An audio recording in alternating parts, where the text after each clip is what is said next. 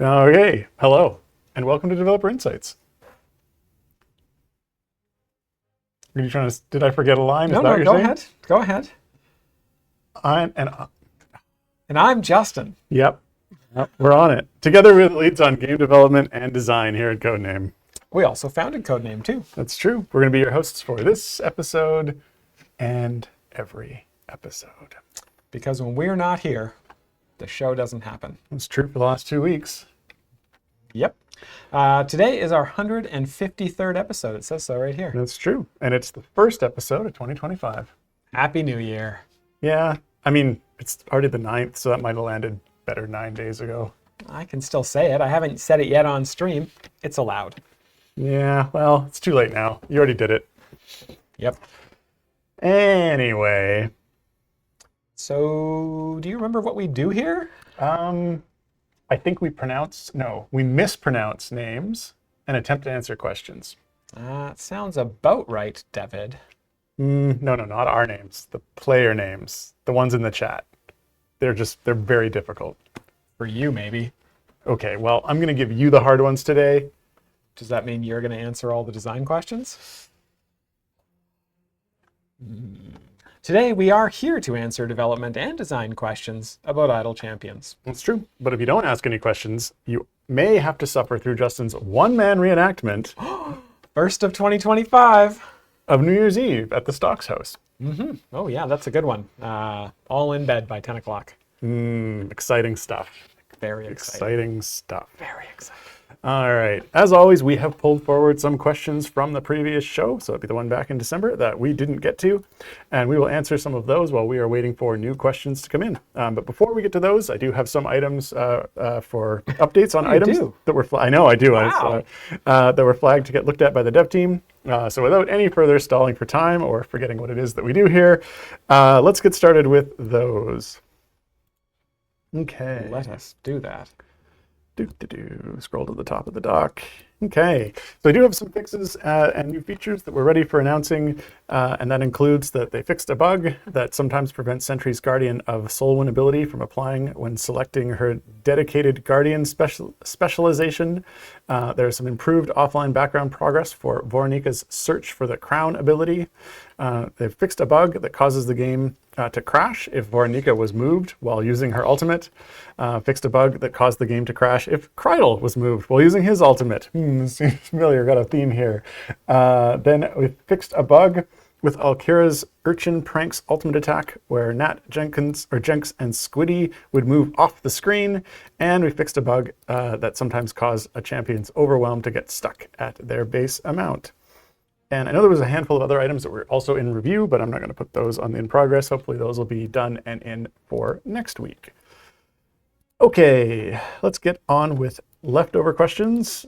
These are questions from the December 9th show. Is that the last one we did? No, it was December 19th. 19th. Yes, the day before we were done. That's right. Okay, first question out of the gate is from Star Chaser 43, and they ask /say, happy holidays while C&E offices are closed. I hope the offices will reopen in 2025. If so, when? Well, I hope they reopen in 2025 too. This is a weird way to phrase this question. Did this person know something we didn't know about our office Not being able to reopen? Well, we came back anyway, so. Yeah, I mean, we're here. I think the office is open. I got in this morning. Looks that way. Yeah, no, we started back to work on the 6th, this Monday. But yes. we also, there were a bunch of people who are kind of working on and off over the break. That's because true. We released two new content updates over the break as Someone well. has to keep the lights on. So somebody came in and turned on all the lights at the beginning of each day, and then came back and turned them off at the end of the day. We're very power conscious here. Yeah. You know, we gotta keep those power companies in business without our office lights being on. But we're back. We're excited for this year. It's And gonna someone had be to feed the a fun hamster, year. yeah. Somebody had to feed the hamster. Oh, shoot, we didn't feed the hamsters. Anyone checked on the hamsters since we got back? Well, someone had to feed the snake. Okay, so the snake's Maybe they fine. fed this hamster to the snake. Yeah. Well, I got it, yeah. Yeah, okay. Next question. This one also left over from last year. Ooh, I can say they were left over from last There year. you go. Yeah. These questions are a year old. They've gone a little stale. This one is from Ravenous Bbot asking, do all non-boss enemies have the same attack cooldown? If not, is there any way to see which ones attack faster or slower? Again, asking for a friend named Briv. Yes, interesting. That is a good question. I'm pretty sure that they attack at the same rate. I think ranged enemies either attack slower or faster. I think they attack a little bit slower than melee enemies do. But as far as I know, most non-boss enemies are just going to use like one attack from the game, like one attack def. So they'll all have pretty much the same attack speed. Yeah, I would feel like have that to- is something that could have been set on them that was just Oh, yeah. defaulted, and it's just always set Yep. to the Yeah, they are. There's definitely the ability for us to modify that, but I don't think we do. I think we just use the same set of default values for pretty much everyone. Yeah. There might be some in there, but it probably, if there were any in there that had a different attack speed, they would probably be enemies from like really early on in the Grand Tour campaign or Tomb of Annihilation, when we were still kind of, everything was new and we were still looking at every value and being like, oh, this enemy should be like this and this enemy should be like this. I mean, and this then at a feels certain like- point, they all just became cannon fodder and they all just had the same values. So Yeah, but this feels like it's a parameter you could turn into an ability to make enemies attack faster or slower. yeah. You know. Well, there's some things that make make enemies attack slower, like I think Drit's Icing Death, I think, makes enemies attack slower. There's probably some other enemy or champions that have things that make enemies attack slower, but I don't think there's any that make enemies attack faster right now. It's kind of counterintuitive, but in the one case of wanting to stack up Briv stacks, I could see why you'd want that. Yeah. Okie dokie. Next question is from Am0, asking 3 out of 5 patrons, Elmeister, Zariel, and Strahd, have guaranteed champions always available regardless of restrictions. Karlach, Gale, and Nahara. Any chance we could get 2 more always available champs? Or is there a design reason not to? Yeah, so I don't think there's a design reason not to. It's just, it's a limited design space that we don't like to go to very often. I'm looking at the wrong camera. This one here. It's a Oh, you're off by 10 degrees. Good for you. It says, look at me, but I just don't. Yeah. Sorry, I'm rusty at this. But yeah, there's no particular design reason that we wouldn't add one in eventually. So I think down the road, we'll probably see a champion who is basically Mert's champion and Vajra's champion. There are other champions, of course, who are available everywhere, like the Dark Urge and Dungeon Master are both available on all the patrons, regardless of restrictions. So there's that as well. But yeah, I don't see any reason why we wouldn't eventually at some point do a champion who powered up based off of Mert variants completed and was always available in Mert. It's just, we just got to find the right champion for it. Okay. Next question. This one was also from Am0. Can we get an option to block certain slot 1 champs from being auto-added to the formation? Yeah, so I think this is mainly an issue. I guess there's 2 cases where there's an issue with this. One is in those rare adventures where you can't remove champions from the formation, and you get into a case where it autofills the slot 1 champion, but it's not the one you wanted to have there, and there's no way to swap them out until that champion gets removed by whatever adventure mechanics there are. The second case where it could be useful is if you want to use that champion somewhere else, so you don't want to have them be in that formation, or there's some other reason you don't want to have them added, like you don't want Thalora to appear so that she doesn't automatically jump or whatever. I think in the first case where you don't necessarily want to have the champion in there because they're going to be stuck in there, I think we want to address those ones on a variant by variant basis and just remove the automatic placement of your seat 1 champion in those cases. I think in the second case where it's like the Thalora thing's the only one that kind of jumps to mind. I'm not sure we want to have a generic option to not have a champion in there. We could, but it would need to be one of those advanced ones that we like make sure that players don't accidentally do, because I guess if we leveled them up to level 1 and you had the option to put them in, it would still be okay. But we definitely want to avoid a case where, a newer player toggles that on and then has to click their way up to unlocking their first champion in all adventures, instead of just the really dickish ones that we want to make you do that in. Oh. Is that a technical description of the adventure difficulty? Yes. Yeah. Okay. Yeah, we rate adventure variants based off of dickishness. Dickishness. Okay. Yeah. Okay. This is news to me, but Yeah. okay. Next question. I think you could probably ask that question. This one is from Achilles. That name wasn't that hard after all. You were trying. It wasn't. Anyway, they asked, in the future, would it be possible to add a zoom option? I'd like to be able to zoom in and see the characters/skins in more detail. Yeah, that's a good question. That's actually, it's one of those things where we do have some of the character art rendered at a higher resolution so that you can see it better. Most of the time, actually, I think all of the character assets that you see in game are done to be shown at 1080p.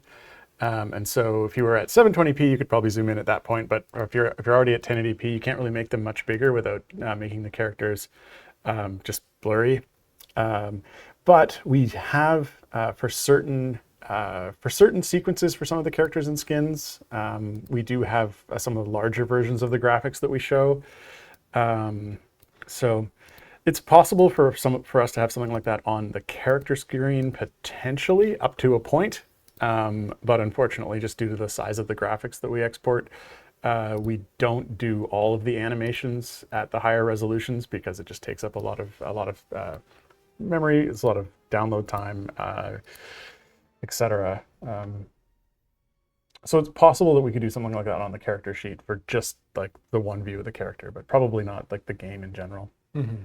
Yeah. Okay.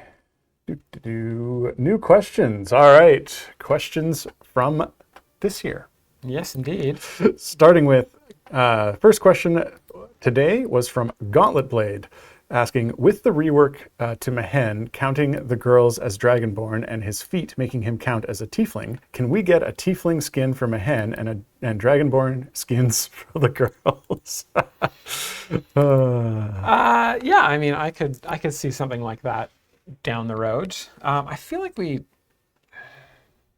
Sorry, why are we releasing Idle Champions toilet paper? Idle Champions, the toilet. Oh, I think there's some Spaceballs things going on. Okay. Yeah, no, those are all good ideas. I think at some point, I think we would like to do reworks of Frida and Havilar, and so I think at the point of doing those would be a good opportunity to maybe introduce some of that stuff. Yeah, I think that would be a fun thing to do. And we still really want to build out that a tiefling only formation. For some reason, that's just something we want to do. And so we are continuing to look for ways to that. That's one of the reasons why we're like, hey, yeah, let's make Mehen work really well with tieflings. Then he can be the center of our tiefling formation. Hey, everyone's got to have goals, right? Yeah, that's our long-term design goal. Cool. Not balance the game or like make it work really well or do cool things. We just want a tiefling formation.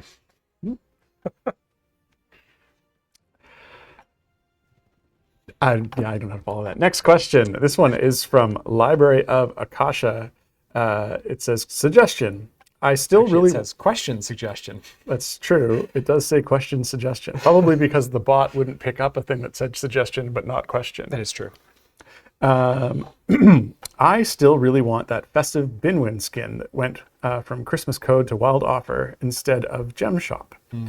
Because the Gem Shop didn't exist back then. Did anyone actually buy the Wild Offer for that skin, like, ever? Okay. Oh my God, Becky. That's what it's like, ever. It did say like ever. Yeah. If not, then please consider moving it to the Gem Shop. Yeah, I'm not sure how well that one is sold. I think unquestionably, someone has purchased that in a Wild Offer. Someone has bought some things sell better than others, but I don't Yeah. think there's ever one that just like doesn't sell at all. Yeah, I mean, I agree. There's really no chance that it hasn't sold in there. But I mean, could you it move checking? to? I am actually trying to. I think we have buy percentages in here. You're actually gonna check. Okay. Let's see. What is it? Win-win. Festive. Binwin Solstice skin? That could be it. Yes. That sounds about right. It says Christmas giveaway 2018. Yeah. Oh, this doesn't. Oh, it's not in this page here. It's in flash sale analysis. Haha. Don't worry, I got you. I'll look it up. Yep. Okay. Oh, this one takes a little while to load. Yeah. Anyway, is there a chance that we would move that to gems? I don't know. We've never done that.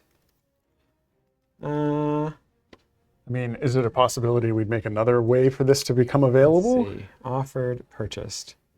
So yeah, in the last 15 days, see, it's gotten turned down to a low percentage of showing up there. So we haven't actually sold any in the last. It says 0. It says days. 0 have sold. But that's in the last 15 days. Yeah, it's only a couple of offers. That's right. Yeah, it is not the lowest purchase rate of anything in terms of offers to purchase, but yeah. Ernest Bebot says the time it takes for the computer to do anything is proportionate to the number of people waiting. That's true.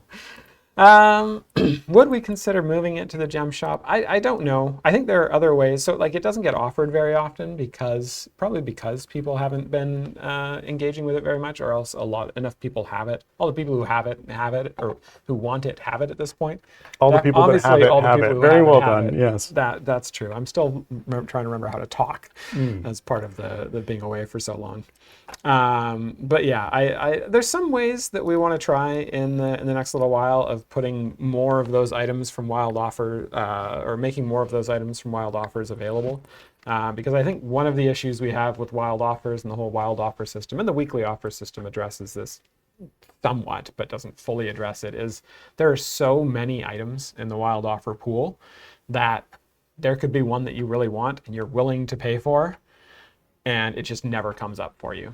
And so I think that there need to be some ways for us to kind of address that. And so we're going to try some things this year, I think, to make some of those items available more readily. That's true. And actually here, I know OG17 is pointing out in the chat that having paid items becoming available for free is something that the people who purchase the item then don't necessarily feel very good about. So, yes, yeah. That's a bit of a weird one because it was because free. it was a free item. So And it's then kind it of that became edge paid, case, but it is, and then it's, turning it back to free. Yeah.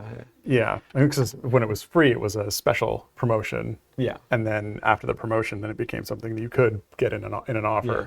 Making it free again, it could certainly, you certainly don't want people who purchase that offer to feel bad about it. Yeah, I think in general, when there's stuff that you can buy in the game, we want to try and make sure that people who buy it feel good about that purchase.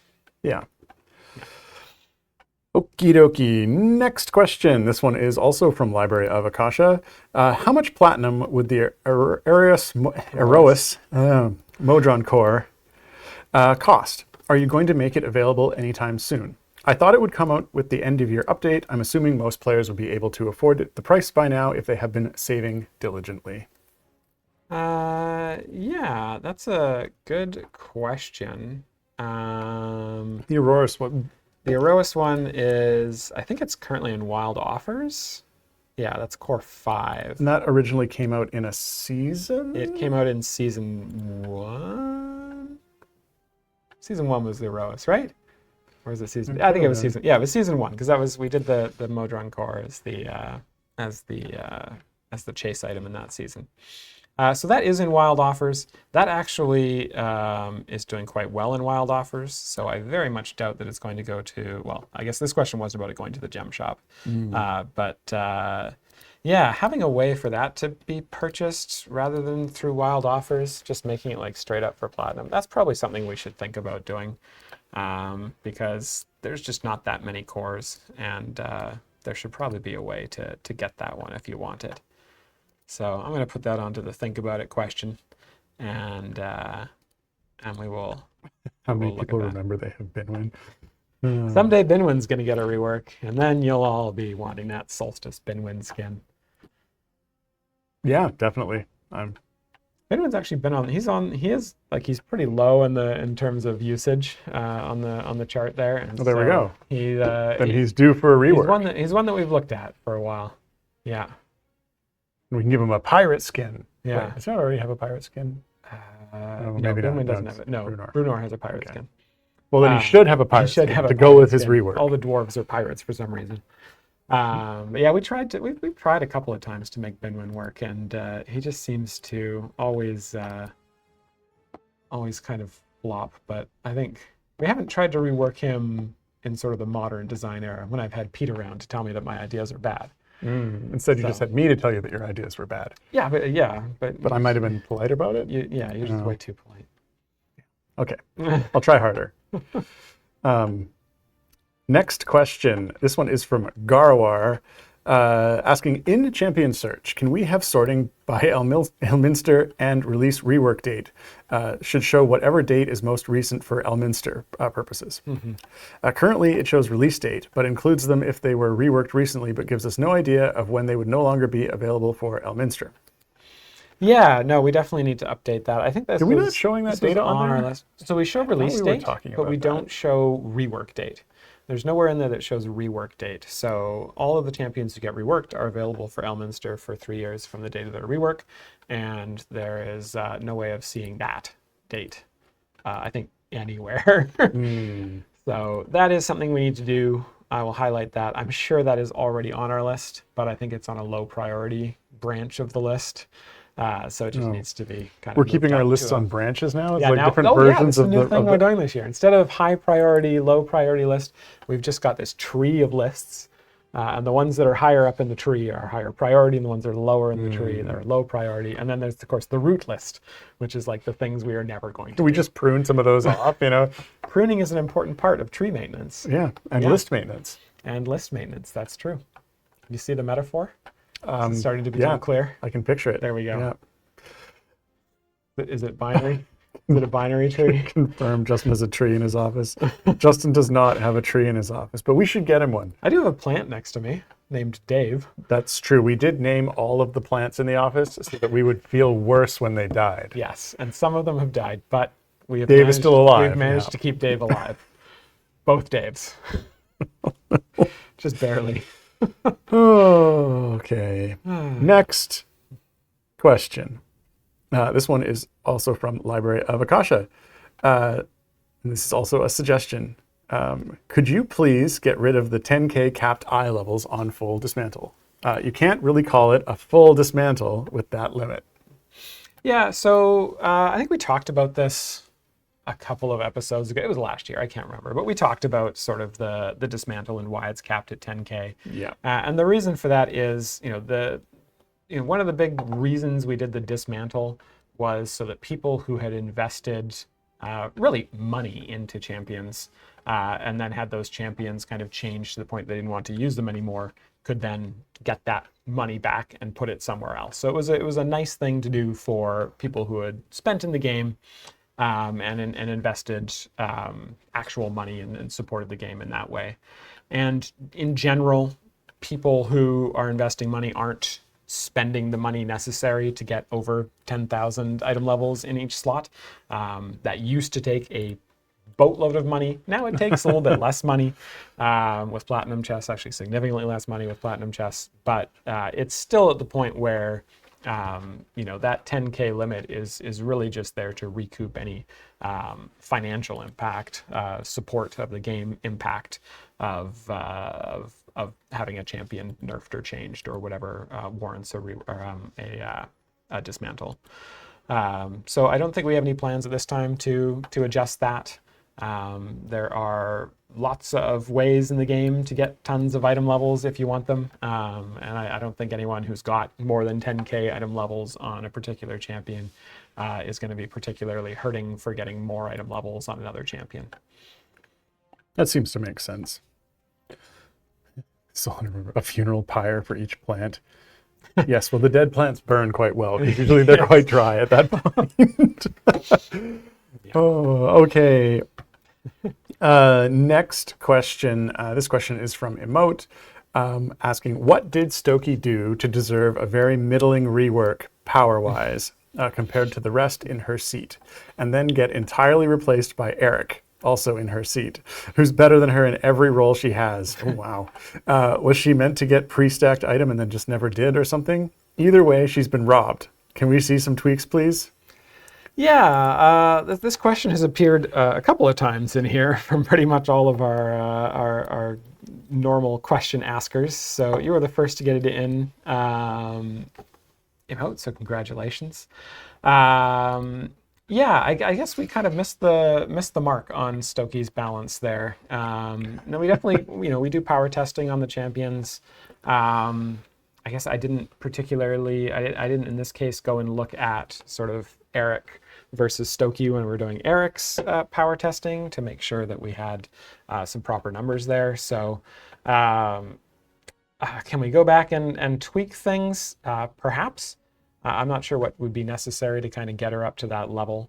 But yeah, I think that's, it's tough. It's tough sometimes to get these numbers exactly right. I think we've had a decent streak of getting them pretty good. But when you have champions that are like in the same seat back to back, which is something we try to avoid, but we really didn't in these last few events. Didn't achieve it or didn't try? We super didn't achieve it. There were some last minute tweaks to the ordering of things, and we ended up with like 3 slot 4 champions in a row, followed by like 3 slot 10 champions in a row. Bluff. Oof. In the chat, OG17, Naked Eric was better than Geared. Naked, I don't want to picture that. This is very concerning. I don't need to know anything about Naked Eric. Oh, they're talking about the champion, not the CEO. Pure pill suggestion. Just nerf Eric to Stokey levels. There we go. I think that's the... Wait, the champion or the CEO? First one, then the other. Okay, yeah. Yeah. But yeah, we'll have to take a look at that and see if there's anything, anything that we can do about that. Oh, all right. Looks like it's probably that time, Justin, because I can see Library of Akasha says he wants it because he has to leave. So we do the giveaway right away. Yeah. Okay, well, I mean, if Library of Akasha is going to leave, we better do our world famous, stream famous. This room famous, maybe. This famous in this room. I don't even think people in this room know what it is. But yes, our 42 gold chest giveaway. Yep. For 42 gold chests or Modron component chests of your choice. The way this works is there is a keyword in chat.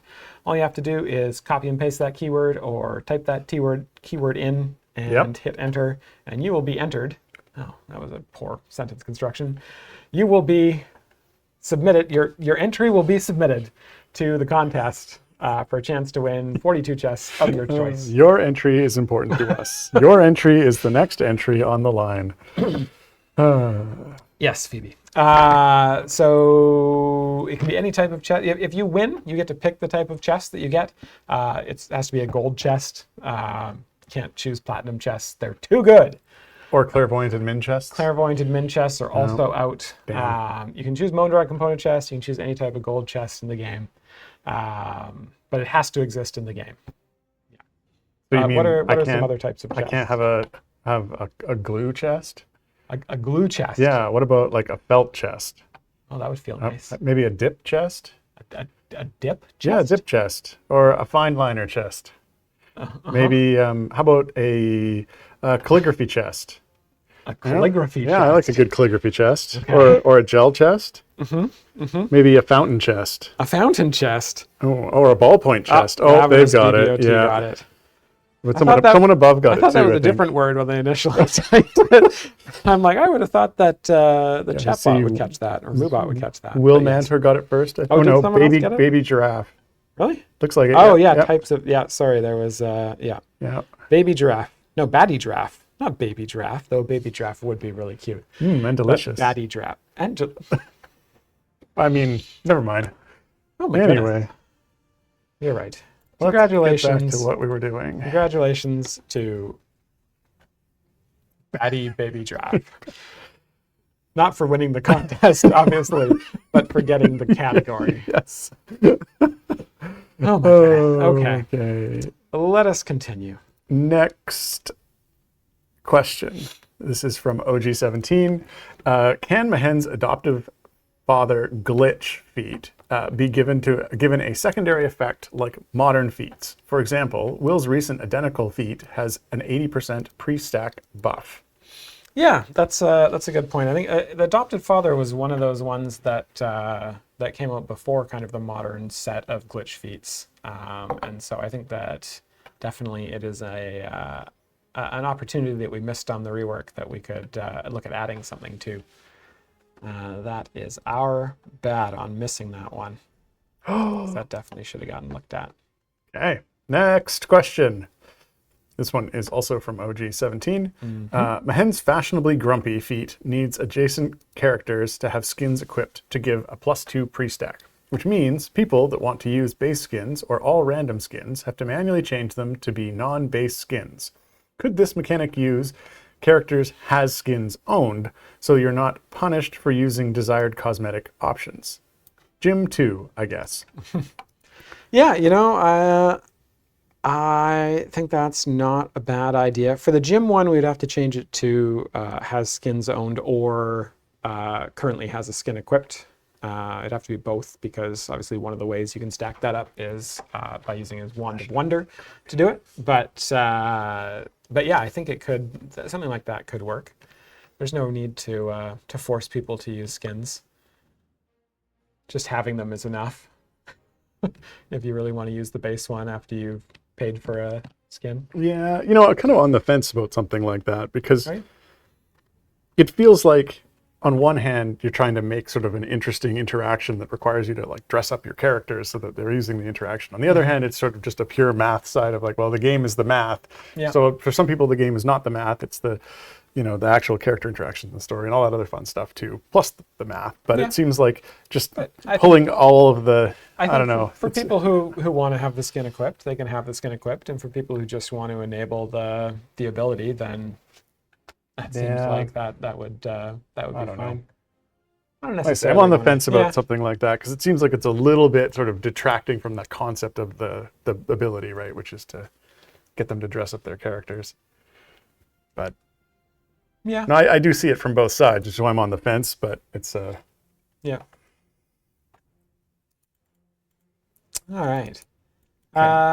Next question here is from Zoldanor Lamu.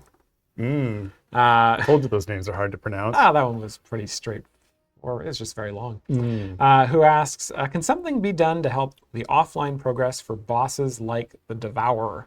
It can be frustrating to lose hours of offline progress with a formation stuck at a 50 multiple when foreground progress pushes well past that point.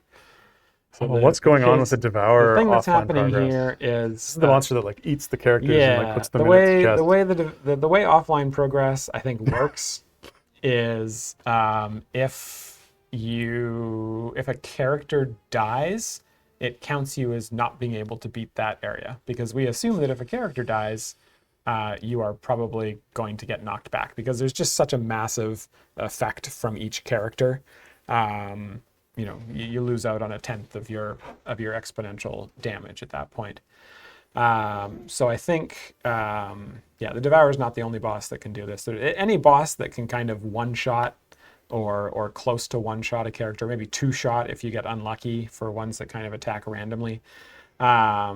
Those ones can probably cause offline progress to become stuck because they kind of trick it into thinking you're going to lose that area, even though you're probably able to still beat the boss at that point with 9 characters or 8 characters, especially if you're like doing resets and you're in area 50 and you've got like E to the 400 damage and you could kill it with just 1 character still alive. But I think it's just because offline progress has that kind of quick out. Where it's like, if anyone dies, you can't beat this area. Yeah, that's a good question. Yeah, I mean, definitely something could certainly be looked into for that very specific case that you're talking about. Yeah. I think we'd have to flag the boss fights that potentially were impacted by that, because, but it could be a flag on that because we wouldn't want it to slow down the progress for other Yeah. For other offline progress, we wouldn't want to slow down offline progress overall just to catch one or two of those cases. Yeah, because to that point, right, like 99% of the time, if a character dies, you're going to wipe. Especially if you're anywhere, if you're anywhere near your wall, which is the point at which characters generally start to die, Yes. you're going to wipe if one character dies. But yeah, I don't know. I don't know exactly what we could do there. Hear me out. Remove the Devourer. Remove the Devourer, but he's our favorite monster. Oh, dear. Yeah, I'm not 100% sure what we would do to patch that. Like, obviously, we wouldn't want to have a case where we kind of patch it. So, like, it's like with the Devourer, specifically, like, say they're the Area 50 boss. And in Area 50, you can crush through there with like one champion alive. So it doesn't really matter how many he eats. You're still going to be able to do it. At the Area 100, you can get through with 2. At 200, you can get through with 4, etc. There will be a point at which that Devourer will actually, if he kills one character, that's it. You're done. You have to kill it in 8 seconds or whatever, or else you are completely hooped. And so at that point, we do want to stop your progress. And so it's hard to have like a general flag that's just like, hey, with the Devourer, it doesn't matter how many of your characters die. We're going to just let you through this area. Yeah. It has to be something that's a little bit more heuristical, which is when we start to get into trouble with heuristics. And that's why it's, obviously it's trouble to begin with, but yeah. Yes. Put in a baby pet giraffe instead. Yep. Or a baby giraffe. It would still eat you, though. It would just look like a baby giraffe, but it would have the same mechanic. Yeah, of course. And sort of to actually get it into like the stomach, the neck would come down and. Oh, that'd be cool. Yeah. And then it's like got this giant mouth that kind of opens up, and you're just the character's profile is just sitting in there. Yep. That's a good idea. I like it. Yeah. Okay. We will highlight that idea in yellow and implement that. Perfect. I'm glad we're in agreement on that. Yeah. Next question. It should be purple, I guess. Purple. Yeah. Have you considered, this is from OG17, have you considered how to handle existing platinum should the game ever sunset? And if you ever make another game with premium? I'm not sure about the second part of that question. Oh, sorry. Sorry. You didn't highlight. You just stopped highlighting. My bad. There you go. And if you ever make another game with premium currency, would you want platinum to work across them, or is that not possible? Oh, wow. So for the first part of this, I guess if we were to ever sunset the game, generally the way we've sunset games in the past is we turn off premium purchasing. So you wouldn't be able to purchase any more platinum. You would probably still be able to get it through like daily rewards and stuff, and you'd still be able to spend it to get the stuff in game. You just wouldn't be able to buy any more. And so you'd be able to use your platinum that you have to buy skins and stuff in the game. And then generally when we sunset games, we keep them up for as long as possible. The only games we have that have actually gone completely dark are ones that were all in Flash when browsers stopped supporting Flash. And technically we kept those games up for a little while after that because if you could find a browser that runs Flash, you could still play the game. We didn't do anything actively to put those down. But we had stopped working on those games and stopped doing new updates for those games. For some time before that. Significant time for a bunch of those, yeah. Crusaders is really the only sort of modern example we have of a game that we've sunset, and it's still up and running. You can play it on Steam and CNE Games. Yeah. And I think, purchases are actually still enabled in that one, I think. Yeah, I think they are, but there's a pretty big warning around everything. Yeah, there's a pretty big warning, and you're still able to buy stuff in game. But if we were ever to the point where we're actually going to like completely end a game, like take down the servers, I think that would be a completely different kind of thing. And we've never really, aside from those Flash ones, which we gave plenty of warning for, and wasn't really our fault. I'm not sure exactly what we would do there. I think in general with those ones, what sort of happened over time, of course, was as the games got older and sort of longer in the tooth and they weren't updated anymore, that players did slowly over time sort of, there's an attrition level to the point at which there were very few people playing at the point at which Flash kind of kicked everyone out. There weren't too many people. You had lots of time to sort of get get the value out of the items that were in the game. Yeah. So, should we sunset, would probably have a very extended period of time at which you could continue to play and continue to use that. Yeah. And we'd keep that going as long as was practical. Yeah. Sort of, because. Yeah. And I mean, even like Well, Shards of Titan is still running. Shards of Titan is running. It's got its own server, one server. Yeah. That game is definitely not profitable at this point. Close to it. Well, it's not profitable because you can't buy anything on it. Yeah, there's like 12 people that play it. Use it as a glorified chat room. Looks that way. But like, yeah. I don't think we would do anything particularly special aside from just turn off purchasing if we were going to get to the point of actually turning the game off. Yeah. And then as for the second part of that question, if we ever made another game with premium currency, would we want it to work across them? I think that's something that, in general, that's not the way those things are approached. But I think one of the big caveats to that would be that, or not caveats, sort of problems with that, among various other things that I can see, is that the games do, and we're an example right now, of course, is like the daily platinum that you get, being able to offer in-game ways to get that currency would then impact the other games, which is something that would be a significant challenge that we would, it's a can of worms we would under no circumstances want to open, I don't think. So there's a reason that other games don't do that, and it's because it's hard enough to balance the game economy in one game, let alone cross two games. Game economies at once with the same currency. Yeah, definitely would open up some. Yeah, the only Plus, the games would then also have to be able to communicate with each other. Yeah, and we'd have to link accounts in a way. Yeah, it would be. It would be a headache for sure. Yeah. Okay. Next question. This one is from DJ Squared 47. Oh, very nice. I had a scenario where Dungeon Master's special guest star gave me access to a character that was already eligible. What could cause that? So in early December, in our big December 11th update, we changed Dungeon Master's special guest star so that it unlocks an entire seat's worth of characters. So this might just be caused by confusion of the fact that it now unlocks every champion, or it basically just picks a seat, and all of the champions in that seat are available. If there's a case here where all of the characters in that seat were already available, then that sounds like a bug, but I haven't heard any other reports of that. So more than likely, this is just a confusion about that change.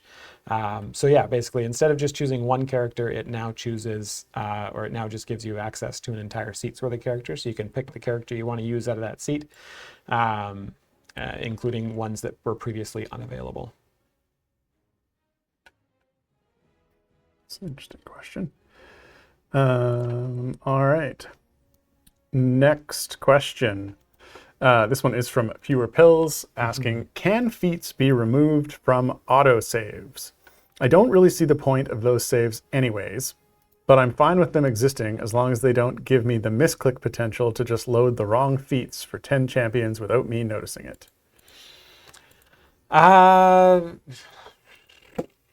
Yeah.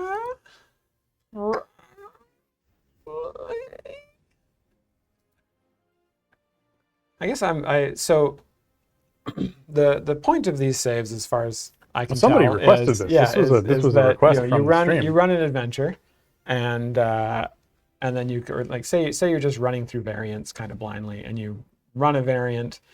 It doesn't require you to do anything special with your formation, so you just kind of throw some champions in that work, and then you restart and pick another variant that has similar requirements or whatever. You want to be able to just reload a formation that worked before without having to really think about it. So I think that's kind of what it's for, is just to start from where you ended the last adventure. Yeah, and the request is, please don't make me reconstruct the thing I constructed last time, because I already constructed it last time and it worked then, and I don't want to do it again. I think that's the, Yeah, that's kind of what I was thinking for. So I mean, so Emo says, so saving the feats is unnecessary. But also not saving the feats is also unnecessary, because it's like those are the feats that worked before for that formation.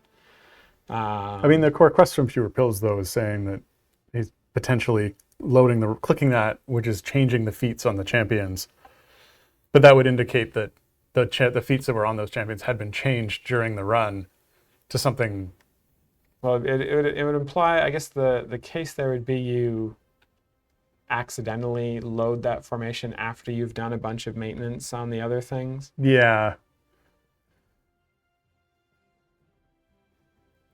Yeah, I don't know. It's the whole saving feats things on on Well, yes. I mean, formations that's is- obviously been a is contentious a problem. a bit of a cluster. So I feel like, yeah, those autosaves persist forever. They aren't just there for the next run. Don't they? Don't we just overwrite them every time you reset? Per campaign. Per campaign, sure. But I guess you can change. You could go to another campaign, change the champion's feats, then come back, then hit the save by accident, and that would overwrite the feats that you had changed. But at the same time, there might be a use case for that where you need those feats equipped in that campaign if you've got like stat feats or whatever, if you're in like a different patron or a different, yeah. Ugh. I don't like this one at all. The entire feat saving system needs a ground zero rework, honestly. Well, you're not wrong. I do not disagree with that. Yeah. That's some free-range truth right there. Yep. Okay. Well, we don't have a good answer for that. Sorry. No. Let's move on then. Next question. This one is also from Fewer Pills. What makes a champion a control champion? Eric increases the knockback distance of other champions do and gets the roll, and Mehen actively stuns enemies and doesn't get the roll. Yeah, so the control roll, along with two other roles, Hunter and Breaker, are kind of half implemented right now. We are going to be assigning those tags properly to all of the champions. We've actually done a pass through all 140 plus champions to determine who gets what roles. So for the control role will be, once it's kind of fully implemented, will be anyone who does anything to the enemies that kind of stuns, slows, knockbacks, snares, or slows their attack. I think those are the 5 that we've done. And those will actually be hopefully individually searchable as well in champion search. So you'll be able to go, hey, show me all the champions that have a knockback, show me all the champions that have a stun, show me all the champions that have a slow, etc. And then the other thing we're doing with that is there are some champions who only gain certain roles via specialization. So that support for that will be added in as well. So if you've got, say, I think there's some Grama ones where she gains like a slow or a stun based on one of her specializations. So she'll gain the control role at the point of gaining that specialization. And this also allows us to go back and do the same to some of the debuff champions that were a little bit kind of on the fence, where we had, I think when we talked about what champion got, I'm looking at the wrong camera again, when we talked about what champion got the debuff role, we kind of mentioned that if it was like a specialization choice, we decided not to give them the role because you had to opt into that. And that, so under the new way that we're going to do things, once we get this all fleshed out, a champion who gets a debuff as part of a specialization will gain the debuff tag upon choosing that specialization. So then you can use any sort of debuff synergies or control synergies or whatever synergies with the other champions. So yeah, that's what's coming with those. Hunter role is for champions who have favored foe mechanics, and Breakered role will be for champions who have anything that increases their effectiveness against hits-based or armor-based champions.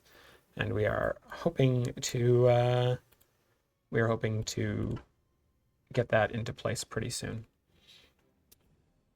All right. Well, I got a bunch of new questions highlighted, so that's good. Great. Now that we're almost out of time.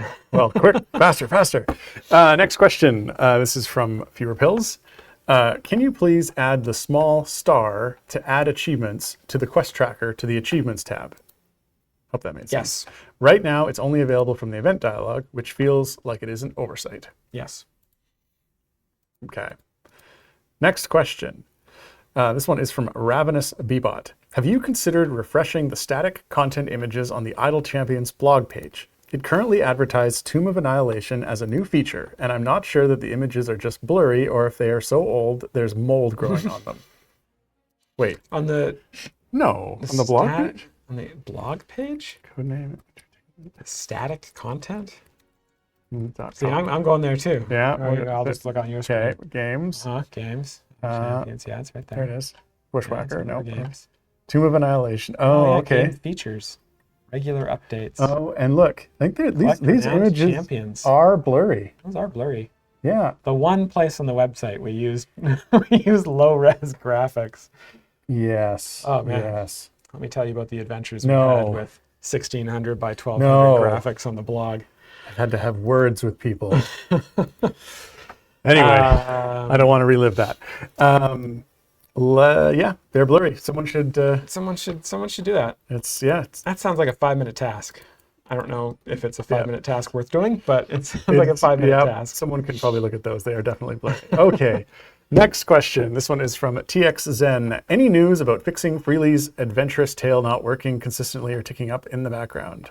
No, I think that one is still the Peter's bane of his existence, because when he checks it works. That one is on the list. It's on so many lists that it's essentially on no lists, where it's just Peter's We have looked at that one a really a bazillion strange times. rule of lists. We do. Yeah. List of trees with branches and No, it's a tree of lists, not a list of trees. That's one level down.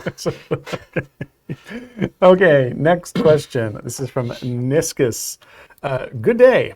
Are more pirate skins coming soon? Thanks in advance. Garwar 1 raid. Is that?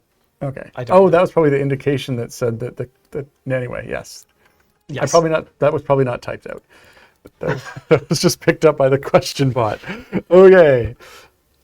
Was it just add when there's a raid? Well, I noticed that they've got little boxes around them, and I wonder if that was what caused that. Anyway, don't worry about it. Any more pirate skins coming soon? I am not sure. That's the emote. Oh, it copied the emote in. Of course it did. Okay. Yeah. That's what the Gara is. Okay. Any more pirate skins coming soon? I don't know. I think so. One of the things we've been doing recently is each event's month we'll have like a theme associated with the skins for the theme packs for the new or really updated champions, and skin and feet packs for some of the flex champions. And generally we do some sort of theme with those. I'm sure Pirate is somewhere on the list of themes that we'd like to do. I don't think they've sold any worse than any other theme, so except for the Dragonlance ones. Those ones did really well. So yeah, I mean, I think at some point there'll be more skins, but I don't know. Baddie draft skin? Yes, we have to do that, obviously. Okay, next question. Ooh, this looks like a question you're going to love, Justin. Okay. This question is from the Lurking Writer. Can we have either a stream or blog once per event / rework champion that delves a little deeper into the design choices and factors that led to said rework and the reasons behind the new abilities? I appreciate the blogs that give an overview of the changes, but would love to learn more about the design process. If not once a month, then maybe a yearly blog like the speed blog we were going to get in 2020. Why you got to bring up the speed blog? I mean, because it's just dripping in irony. You know what? We'll do blogs like that. I'll put them out right after the speed blog. No problem. Wow. No. Okay, that's maybe too far. Yeah, I mean, I think that'd be really fun to do. But I also, well, there's a couple of things that make me a little bit hesitant. One, it does sound like a decent time investment to do that kind of thing, just kind of prepping and that sort of thing. And the second thing is we actually do the design for like Mahen's design and Eric's design were done about 5 months ago. Well, yeah. So then you should have done a pre-recorded we'd design, have to do it like pre-recorded stream. Because at this point, if I look at it like, even sometimes on day one of release, the community, Sean will come to me like, hey, is this supposed to work this way? And I'll be like, let me reacquaint myself with how this redesign works, because I am 10 champions past it in terms of what I'm thinking about. And so, it might be a little bit challenging to properly justify what was community Sean. Community Sean. That sounds vaguely like that might be an insult. Yeah, sorry. Every community has one. This one is ours. I think that'd be cool. I wonder if there's maybe it's like an Extra Life thing. We can do that as like a stream. Pete and I can come in and just talk retro instead of design a champion. It's like we designed a champion, and here's, and you can here's get what we about were thinking. 10% through whatever you were going to talk about, and then the hour No, will be that's up. only on design a champion. Yeah. But yeah, I mean it's an idea. I think it'd be fun to do. I'm just my concern is mainly around The time. time investment on Yeah. it. Yeah. And trying to remember what kind of genius thoughts we had about things 5 months later. 257. We can do one more question. One more. Which one would you like? Okay, well, here, not this Justin? one because I don't have any good answers for this. Okay. We're not talking about this one yet. No, are we? not that We're not one. talking about that. Baseballs. This one. I think that's it. Go for it, Justin. Ask that question. Shevik74 asked, question, does only Justin talk during streams? Yes. Or actually, the question is, does Just Justin only talk during streams? Which, the Which answer is a different question. I do talk outside of streams occasionally, but not very You know what? frequently. Now that I think about it, that question when this was asked, which was earlier, was you were saying that you were trying to remember how to talk. So hence the question is, do you only talk during it is streams? actually It's about actually do what I it's only asking. talk Yes. during streams. Yes, Because I've you've actually- forgotten how to talk. I've taken a vow of silence for the last 3 weeks. Yeah, my wife and kids hate me at this point. Or is it the other way around? Well, I mean, It's been very peaceful here. that Oh, okay. I think that is definitely all the questions that we have time for today. is definitely, and more. That's true. Oh yeah, we got a decent number of questions today. We Yep. will definitely have some for next week's stream when we will be back. So if we didn't get to your question this week, at the beginning of every stream, we ask questions from the previous show. So maybe we'll ask them then. Come back next week to see if your question gets answered. I go off script and then it's a train wreck. Yep.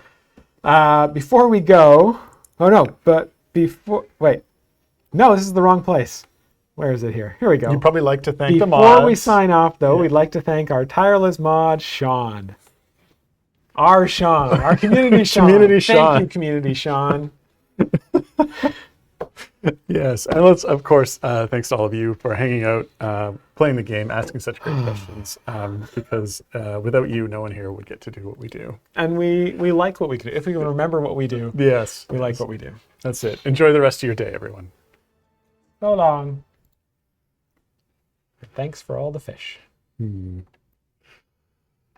What do we got today, Justin? Dear, I forgot about this part. Why did the melon jump into the lake? Yeah, why? Because it wanted to be a watermelon. Ah, how adorable. That's way more PG than the one you told me before the stream.